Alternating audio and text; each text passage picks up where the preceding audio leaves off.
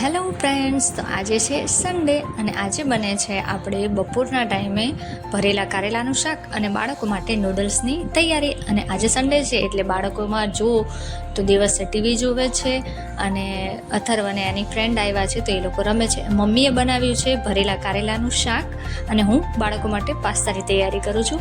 અને અહીંયા મમ્મીને કેરી સમારતા જોઈ ભાઈ આવી ગયા છે કેરી લેવા માટે. તો એ પણ કેરી લીધી અને એની ફ્રેન્ડ આવી છે એને પણ એને કેરી આપી.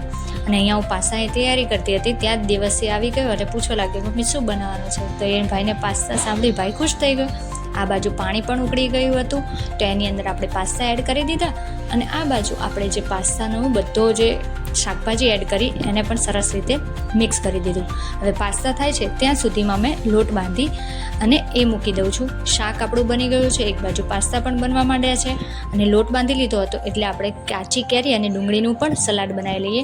આ બાજુ શાકભાજી બધા સરસ ચડી ગયા છે, એની અંદર પાસ્તા એડ કરી એને પણ સરસ રીતે મિક્સ કરી અને થોડો ટાઈમ માટે રહેવા દઈએ.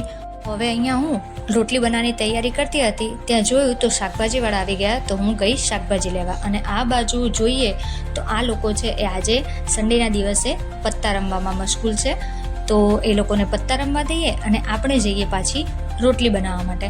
તો મેં અહીંયા રોટલી બનાવવાનું સ્ટાર્ટ કરી લીધું છે. તો હું રોટલી બનાવું છું અને પાછળ આ લોકો બધા મસ્તી કર્યા છે કે મમ્મી પપ્પા અને છોકરાઓ. રોટલી પણ બધી વણાઈ અને ચડવાઈ ગઈ છે તો આપણે ઘી લગાવી દઈએ અને બધી રોટલીને એક આપણે ઝાકરિયામાં મૂકી દઈએ.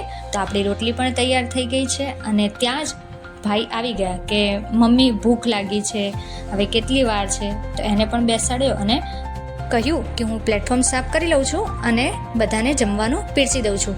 તો એ બંનેને પાસ્તા આપી દીધા અને અમે લોકો બધા બેસી ગયા જમવા માટે.